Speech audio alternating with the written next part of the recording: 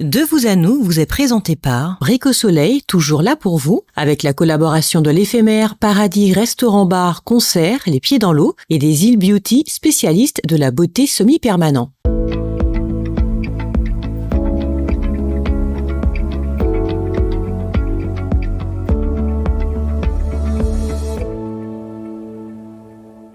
Salut à tous, aujourd'hui dans le De vous à nous accueillons une voix majeure de la mémoire historique caraïbéenne, professeure, chercheuse et auteure engagée. Corinne Plantin nous plonge dans la naissance d'une ville, celle de Saint-Pierre en Martinique, et d'un système, celui de l'esclavagisme. À travers son ouvrage intitulé Saint-Pierre de la Martinique 1635 et 1695, elle nous invite à comprendre les fondements d'une société qui nous habite encore aujourd'hui. Bonjour Corinne. Bonjour Canel. Comment tu vas? Ça va, je suis bien contente d'être ici. C'est agréable, le cadre est agréable. Ça me fait plaisir. Tout de suite, on va parler de l'intention et de la méthode. Pourquoi avoir centré ton étude sur la période 1635 à 1695? Alors, comme je suis géographe de formation, je me suis toujours demandé comment la ville de Saint-Pierre a vu le jour. Déjà, est-ce qu'elle était occupée par les Amérindiens? Le site même était occupé par les Amérindiens avant que les Français n'arrivent. C'est le cas, puisque sur une période comprise entre 350-700 de notre ère, on a retrouvé des vestiges, donc grâce à des fouilles archéologiques. Donc c'est bon quand même à savoir. Alors je me suis dit, mais qu'est-ce qui a fait qu'on pourrait s'installer sur ce site? Et en fait, c'est un site qui est super agréable parce qu'on a 3 cours d'eau qui nous apportent de l'eau douce. La Roxelane, la rivière des Pères et la rivière de l'Anse-la-Touche dans le sud. Et en fait, le site de Saint-Pierre est compris entre ces 3 rivières et sur des terres volcaniques où tout pousse très vite. Très vite. Et puis en face, on a une rade donc abritée qui permet de faire des échanges maritimes. Et c'est pour ça que Saint-Pierre, d'ailleurs, est devenu cette référence en termes d'échanges maritimes par la suite. Et puis, le cadre du volcan. Mais pourquoi Saint-Pierre? Alors, pourquoi Saint-Pierre? Parce que Saint-Pierre a été vraiment la première ville qui a eu beaucoup d'influence, non seulement à l'échelle de la Martinique, mais à l'échelle de la Caraïbe. Des échanges, c'était une référence, en fait, Saint-Pierre. Alors, on n'est pas encore dans ce Saint-Pierre-là. J'ai voulu savoir ce qu'il y avait avant. Parce qu'en 1635, donc déjà montré qu'il y a une période amérindienne, à ne pas négliger. 1635, un développement à partir d'un fort, qui était en bois, un tout petit fort, le fort Saint-Pierre, qui était en bois, et à partir duquel s'est développée la ville. Donc cette ville embryonnaire, j'ai voulu savoir comment elle s'est développée. Est-ce qu'on avait déjà de grosses plantations, habitations, comme on le voit souvent dans les films? Non, pas du tout. C'était pas du tout ça. C'était une toute petite bourgade, en fait, qui s'est développée à partir d'une seule grande rue, qu'on appelle la Grande Rue, qui correspond à la rue Victor Hugo aujourd'hui, quand on arrive à Saint-Pierre. Et il y avait de toutes petites habitations alignées le long de la rue. Alors, ça ne veut pas dire qu'il n'y en avait pas dans les terres intérieures, mais Saint-Pierre s'est vraiment développé à partir de cet axe-là. Et surtout à partir... Des deux côtés ou sur un seul côté? Alors, essentiellement sur les terres intérieures. D'accord, ok. Parce qu'ils ont quand même respecté la distance par rapport à la mer. Et oui, on ne pouvait pas s'installer trop près de la mer par rapport à certaines conditions imposées. Mais le quartier du fort s'est développé en premier. On pourrait penser que c'est aujourd'hui là où il y a la grande cathédrale, donc le quartier du mouillage. Eh ben non, c'est pas le premier quartier qui s'est développé, c'est celui du fort. Alors quand je t'écoute, j'ai tout de suite envie de lire ce livre parce que tu nous plonges vraiment dans la vie d'avant. Je suis en train de me poser aussi cette question. Quand tu dis qu'il y avait des habitants, il y avait des gens. Ils étaient habillés comment? Ils étaient comment, ces gens? Alors, c'est aussi la question, au-delà de l'aspect urbanistique, en fait, je me suis intéressée à qui était là? Est-ce que les Amérindiens étaient déjà habitués à voir les Européens? Ils n'ont pas découvert les Européens en 1635. Ils étaient déjà habitués à échanger avec eux. Ils avaient, à partir des années 1640, de nouveau, c'est les premiers esclaves qui sont arrivés. Donc c'est vraiment le socle d'une société très complexe qui va commencer là, c'est-à-dire des échanges entre Amérindiens, entre Africains et entre Européens. j'imagine. Et donc c'est très compliqué parce que tout le monde n'est pas, logé à la même enseigne. En fait, on a bien sûr, des esclaves qui sont déjà, sur les petites habitations. Par exemple, dans nos recherches, hein, on a vu, que sur les petites habitations, il peut y avoir 3, 4, 5, 6 esclaves. Dans les terres intérieures, on peut avoir un peu plus et plus l'habitation, va grandir, plus on aura d'esclaves. Donc c'est des rapports, très complexes, hein. Une société créole qui est en train de se solidifier à partir de cette période entre 1635 et 1695. Alors bien sûr, à partir des années 1680, on aura une institutionnalisation du système esclavagiste. Et ça va bien sûr avoir des répercussions sur la ville en elle-même, qui va s'enrichir. On va avoir des sites défensifs se développer, des sites religieux se C'est développer. développé. Et en fait, ce système, il n'est pas, euh, fait entre la France hexagonale et juste Saint-Pierre, la Martinique. C'est un système transatlantique qui intéresse tout le continent américain et une bonne partie de l'Afrique et de l'Europe.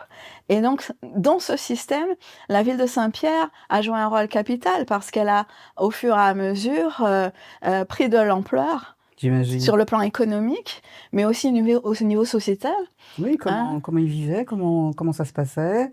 Hein, Voilà, donc même même je prends l'exemple des religieux. On pourrait penser que tout le monde est en harmonie. Non, eh ben non, le quartier du Fort était sous la domination des jésuites, mhm. alors que celui du Mouillage sous la domination des dominicains. Et figurez-vous que cette compétition qu'il y avait entre eux a favorisé le développement de la ville. Parce que c'est celui qui va investir le plus dans les ponts, dans les routes de son quartier. Donc, cette compétition, entre guillemets, va effectivement faire évoluer aussi la ville très rapidement. Par rapport aux colons, on pourrait penser que tout le monde est au même niveau. Non, il y avait aussi une compétition entre les petits, les très petits, et les très grands qui venaient de milieux très aristos. D'ailleurs, l'une des premières, enfin la raffinerie de Saint-Pierre, il y a une rue qui s'appelle la rue de la raffinerie. Donc il y avait une raffinerie à l'époque. C'était le marquis de Maintenon, hein, qui était propriétaire. Donc ça prouve déjà que on a quand même une société de plus en plus hiérarchisée qui va se mettre en place. Le pouvoir. Le pouvoir, oui. Quel a été ton parcours de recherche pour accéder justement aux archives du XVIIe siècle? Alors c'est vrai que je suis professeure d'histoire géo, mais je suis géographe de formation. Et dans la géographie, vous avez plusieurs branches. Et la géographie culturelle fait partie de cette géographie qui aime bien s'intéresser à la sociologie, à l'ethnologie, bien sûr à l'histoire forcément. Et je vais vous avouer quelque chose, c'est que j'ai hésité à la dernière minute. Est-ce que je m'inscris en histoire ou en géographie? Donc j'ai toujours adoré les deux. J'ai pris la géographie parce que j'aime bien voir les évolutions spatiales. Mais j'ai toujours fait en sorte d'avoir l'histoire des lieux. Et c'est pour ça que je me suis intéressée à ça. Alors c'est vrai que j'ai pas commencé avec Saint-Pierre, j'ai commencé avec les cultures urbaines, ça n'a rien à voir. Donc je me suis intéressée aux cultures urbaines dans l'agglomération de Fort-de-France, notamment la culture hip-hop, la culture de la glisse et la culture du body system. Donc rien à voir. Absolument. Est-ce que tu peux nous montrer le livre à l'écran? Oui. Et juste savoir si dans ce livre, il y a des photos. Oui. Alors, ces photos sont de...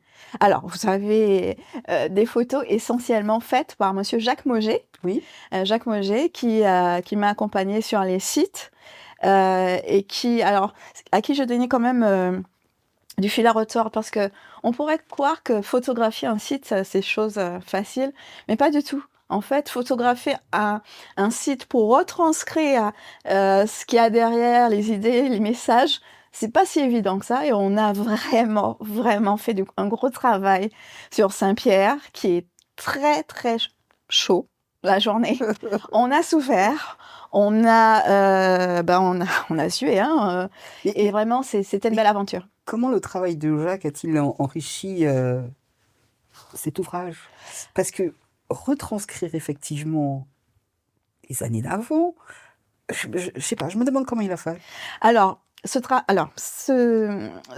ouvrage est dédié à quelqu'un qui a fait des travaux dans les années 90, qu'on appelle Serge Veuve. Il a fait un travail de géolocalisation qui est extraordinaire. Mais vraiment, à partir de cartes anciennes, à partir d'archives, à partir de documentation multiples, il a fait en sorte de pouvoir rassembler un maximum d'informations pour géolocaliser les rues, ne serait-ce que les rues ou les anciennes habitations. C'est du travail. C'est un travail colossal. C'est pour ça que je lui ai dédié l'ouvrage. Et en fait, à chaque fois qu'il nous donnait un indice de nom de rue, de quartier, de maison qui a habité par X ou Y, eh bien, on faisait une relation entre ce qu'il y avait sur les cartes et le site aujourd'hui. Mhm. Quand on parle de la première église du fort, alors aujourd'hui on a une église en ruine, mais c'était pas son premier lieu d'implantation. Elle était encore plus loin. Et aujourd'hui, ce lieu n'est pas accessible parce qu'en fait c'est un ancien cimetière du fort qui n'est plus accessible, qui est fermé au public et qui est recouvert de végétation. Mais c'est quand même important de montrer que l'église, elle n'a pas toujours été là. Elle n'a pas toujours été en ruine. Faire revivre, effectivement. Voilà. Mettre en lien les sites actuels et les sites anciens. Bien, quel travail, je ne dis pas, mais je suis en train d'imaginer faire revivre les choses. C'est ces images que je voudrais avoir dans la tête. Et pour ça, il faut que je lise ce livre absolument. Oui. Je ne suis pas la seule, tout le monde devrait le lire. Comment le site de Saint-Pierre était-il occupé avant vraiment l'arrivée des colons européens? Alors, c'est très difficile aujourd'hui de le dire. On sait qu'il était occupé par des Amérindiens à une période précise, mais on ne sait pas s'il était avant cette période. C'est-à-dire que les fouilles archéologiques nous ont donné que la période comprise entre 370 et 750 de notre ère, mais les fouilles ne nous permettent pas aujourd'hui, à l'état actuel, de savoir s'il y avait une période avant. C'est très peu de choses que l'on a. C'est malheureusement très peu de choses que l'on a, à part quelques sépultures. Donc, on en déduit, par rapport à cette occupation, que... Alors, la vraie question qu'on pourrait se poser, c'est est-ce qu'elle était sporadique, hein, c'était quelque chose pas définitif, ou c'était une implantation qui était là, et qui était bien là, définitivement. Voilà, là, j'ai pas la réponse. Mais qui était chargé de l'administration de la ville en formation? C'était les colons, c'était qui? C'était les jésuites et Dominique. C'était qui s'occupait de l'administration? Alors, c'est beaucoup plus complexe qu'on ne le pense, parce que le rapport entre le pouvoir royal, qui était éloigné, il avait des représentants, des gouverneurs. On avait un gouverneur, hein, d'ailleurs, le premier gouverneur qui a eu en Martinique, il a été à Saint-Pierre sur, aujourd'hui, ce que l'on appelle le château de Paz. Donc, le site du château de Paz. Il n'était pas comme ça, mais c'était intéressant parce que comme il était en hauteur, quand il y avait des attaques qui venaient de la mer, il était protégé. En plus, il était plus, on va dire, moins chaud, hein, plus agréable à vivre. Et une belle vue aussi sur la rade. Donc, c'était essentiellement le gouverneur. Il y avait un intendant, il y avait déjà, on va dire, un système administratif lié complètement au pouvoir royal. Et d'ailleurs, quand le pouvoir royal sentait que on avait tendance à prendre de la distance, que les colons faisaient un petit peu ce qu'ils voulaient, ils ont voulu recadrer les choses. Et d'ailleurs, c'est pour ça que le Code noir est apparu dans les années 1680. On y arrive. De quelle manière la géographie du lieu a-t-elle influencé les dynamiques de pouvoir, justement? Donc, quand vous dites a-t-elle influencé, comment ils se sont installés là et pourquoi? On avait tous les atouts, comme je disais, des atouts déjà géophysiques, hein, puisqu'on avait l'eau de source des trois fameuses rivières, un sol volcanique qui permettait de produire des cultures variées au départ. Ils ont testé quand même pas mal de choses, hein, il faut le savoir. Ils ont essayé de voir si des produits tempérés pouvaient s'acclimater ici. Il y a tout un ensemble d'expériences qui ont été faites. Ils ont aussi collaboré avec les Amérindiens ou pompé sur eux pour savoir ce qu'on pouvait planter, ce qu'on pouvait utiliser, ce qu'on pouvait récupérer, ce qu'on pouvait refaire, ne serait-ce que sur le plan culinaire. Donc, en fait, c'était bien sûr des jeux de pouvoir parce que les Amérindiens ne sont pas laissés faire. Avant qu'en 1639, on coupe l'île en deux, parce que ça a été le cas, les Européens ont pris la meilleure partie, c'est bien sûr la mer des Caraïbes. Il faut savoir qu'il y avait quand même des jeux de pouvoir. D'ailleurs, parmi les chefs amérindiens qui sont morts à Saint-Pierre, vous avez le capitaine Nicolas, qui a essayé quand même de faire une sorte de résistance par rapport à l'évolution. Donc déjà, jeu de pouvoir entre les Amérindiens et les Européens. Le capitaine Nicolas Mal lui a pris de faire cette résistance. Il en est mort? Oui, malheureusement. Voilà. Mais ça prouve qu'il y avait une résistance. Le fait qu'on ait appris qu'il soit mort dans la rade de Saint-Pierre, qu'il a fait même alliance avec des marrons à un moment. Et il y avait aussi ça, on n'en parle pas beaucoup, mais il y avait des alliances marrons amérindiens pour pouvoir récupérer certains espaces. C'était vraiment une lutte de pouvoir entre les Amérindiens, les Africains qui essayaient de trouver une place comme ils pouvaient, et bien sûr les Européens qui avaient des sites défensifs. Ah oui, et des sites défensifs et des armes beaucoup plus évoluées, et ce qui fait qu'ils ont pu s'imposer plus facilement. Alors j'ai la larme à l'œil quand j'entends tout ça. Sincèrement, Corinne, est-ce que tu aurais aimé vivre à cette époque? J'aurais aimé être une petite souris. Oui, ça c'est mieux. Une petite souris, pour voir effectivement comment s'est développé Saint-Pierre et puis pouvoir voir comment est née cette société complexe. Ils ont souffert, mais ça fait partie aussi de notre histoire. Oui. Ça fait partie de notre histoire, et si nous sommes là aujourd'hui, c'est aussi grâce à eux. Parce que c'est sur les formes de résistance qui ont fait que nous sommes là aujourd'hui. Donc, en quelque part... Ce livre doit être très intéressant parce que la façon dont tu racontes les choses, j'ai pas envie d'y être à cette époque, mais j'ai envie de savoir comment ça s'est déroulé. Et ça fait du bien. Quel était le profil des premiers habitants de Saint-Pierre? Alors, on aurait pu penser que c'est que des personnes riches, aisées, pas du tout, hein. On avait aussi vraiment des galériens, c'est-à-dire des gens qui venaient dans l'espoir de faire fortune, de développer des cultures, etc., et qui ont vraiment morflé. On avait vraiment des petits propriétaires qui tous n'ont pas réussi, hein, et qui ont réussi. En tout cas, ils se sont fait, entre guillemets, avaler par les plus gros, qui eux venaient plutôt de milieux aristos. Mais c'est vrai que les premiers qui sont arrivés, ils étaient quand même exposés aux maladies.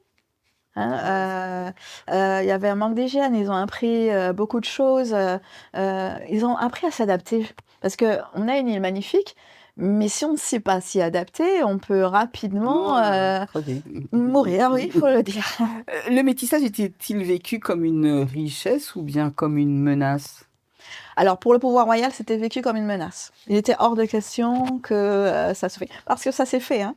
Et c'est d'ailleurs, le Code noir, c'était aussi pour pouvoir freiner cette tendance au métissage. Est-ce que tu as découvert des figures oubliées qui méritent d'être remises en lumière? Tu m'as parlé du capitaine Nicolas, mais sinon, il y en a d'autres? Pour moi, c'est parmi les héros de cette période-là, c'est lui en fait. Je n'en ai pas d'autres à citer.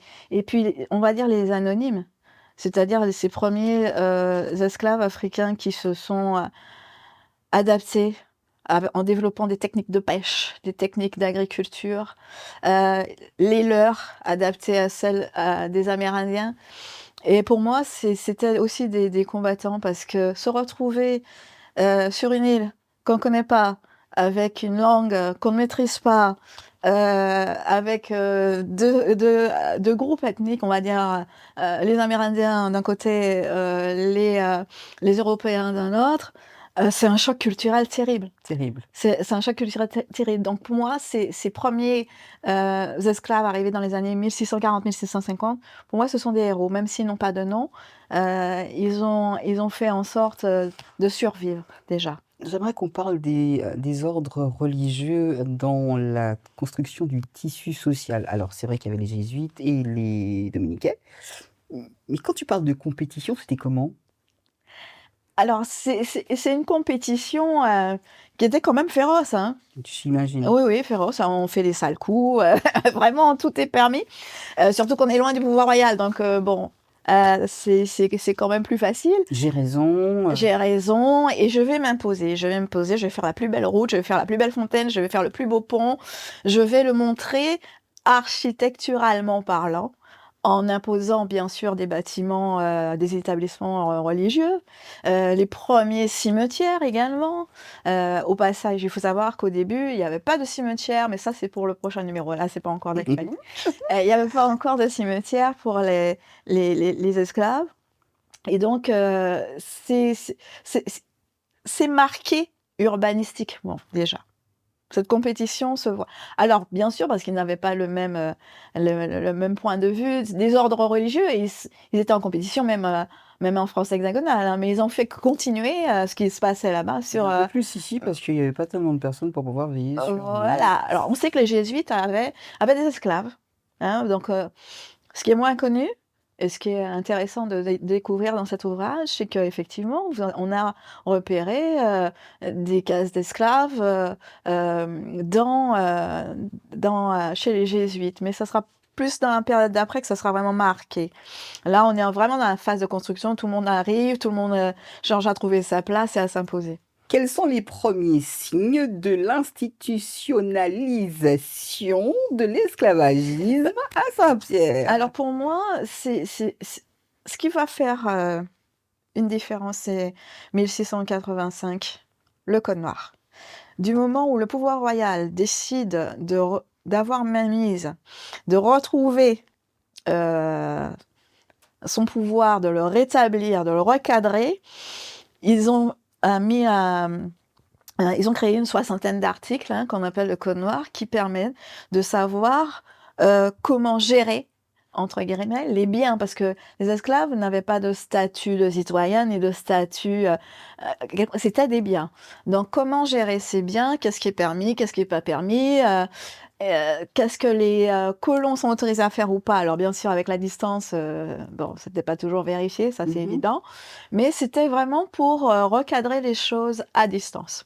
Et justement, quel symbole urbain renforçait justement ce côté de la domination coloniale? Alors ce qui montre vraiment que le pouvoir royal est là, et donc bien sûr c'est toute l'administration qui est là, mais c'est aussi les sites défensifs. Vous avez l'apparition des premières batteries. D'ailleurs, la ville s'est développée à partir d'un fort. C'est un fort. Donc le fort plus les batteries, on imagine quand même qu'il y avait des choses précieuses à défendre, à garder.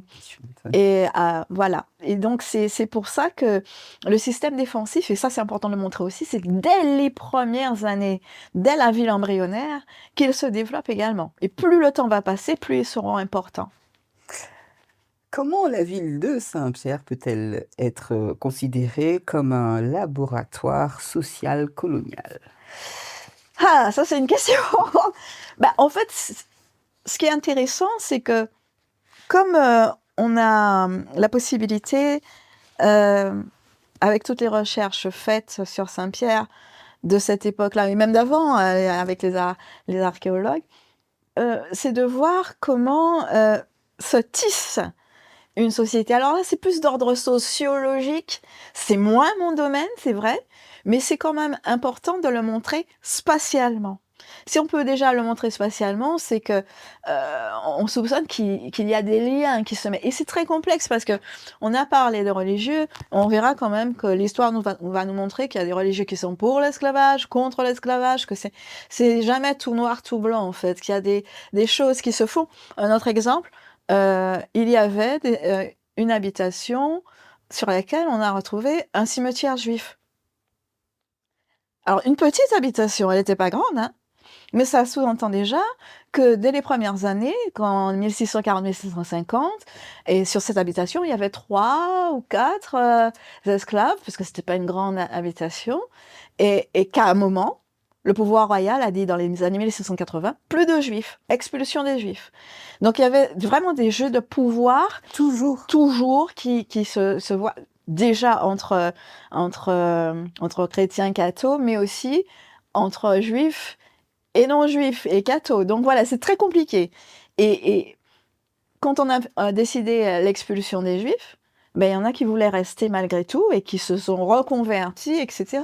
Certains sont partis vers l'Amérique du Nord, où ils ont pu faire fortune ou pas. Mais c'est pour vous montrer que c'est pas que des Français, franco-français qu'on avait sur l'île. On avait des gens qui venaient des Hollandais. À un moment, il y a eu une guerre dans les années 1670. Il y a eu une guerre entre Français et Anglais, ce qui fait qu'on a été Anglais à cette période-là aussi. Donc c'est très compliqué. Changement de culture, changement de langue. Imaginez pour ceux qui étaient déjà là, il faut s'adapter. Même si c'est pour un petit moment, il faut s'adapter, se réadapter. Et ce qui est intéressant, c'est que Saint-Pierre, c'est ça. C'est une phase de construction, déconstruction, reconstruction qui ne finit pas. Que ce soit sociétal ou que ce soit avec des aléas naturels. Et vous m'avez demandé pourquoi je m'étais arrêtée à 1695. Tout simplement parce qu'entre fin 1694 et début 1695, on a eu un ouragan qui a tout balayé. Et il fallait tout reconstruire. Donc, c'est pour ça que je me suis arrêtée à cette période-là. Comment l'histoire de Saint-Pierre résonne-t-elle dans la mémoire collective martiniquaise? C'est vrai que quand on parle de Saint-Pierre, pour tous les Martiniquais, c'est lié à 1902, à l'éruption, j'allais dire à une destruction totale de la ville. Alors que il serait quand même bien de connaître les débuts, parce que ça nous permet de mieux comprendre la société dans laquelle on a évolué, tout simplement. Les débuts de la ville. Alors, pourquoi j'ai fait ce choix? Parce que déjà, en tant qu'enseignant, on apprend aux élèves le système esclavagiste, et souvent on a comme référence des villes coloniales mais qui ne sont pas forcément celles d'ici. Et je me suis dit, tiens, ce serait quand même intéressant de montrer qu'il y en avait aussi des villes coloniales, alors peut-être pas de même ampleur que Nantes ou Bordeaux, mais qu'on avait des villes importantes avec un rayonnement assez important sur notre territoire, et c'est quand même la possibilité aussi de permettre une vulgarisation scientifique auprès de mes collègues, tout simplement, pour qu'ils puissent aller sur le site de Saint-Pierre avec leurs élèves et dire « Ah, vous savez que là, il y avait une raffinerie, voilà, etc. » C'est ça. Merci beaucoup pour ce travail, Corinne. Pourquoi avoir choisi justement la forme d'un guide espace-temps plutôt qu'un récit classique ou un essai historique? C'est ça. C'est dans le cadre de cette vulgarisation, pas seulement pour les enseignants, bien sûr, mais pour monsieur et madame tout le monde, faire en sorte que ce guide soit lu et compris facilement. J'ai pas voulu rentrer dans quelque chose où dès les premières lignes, on s'endort, où on se dit « Oh là là, ça y est, on a à faire une thèse ». Non, rendre l'information, les informations accessibles à tous. Où peut-on se procurer ce guide, cet ouvrage?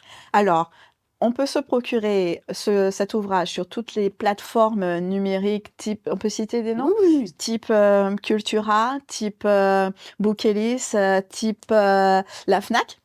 En fait, il y en a beaucoup plus, mais je cite celles qui sont vraiment connues ici.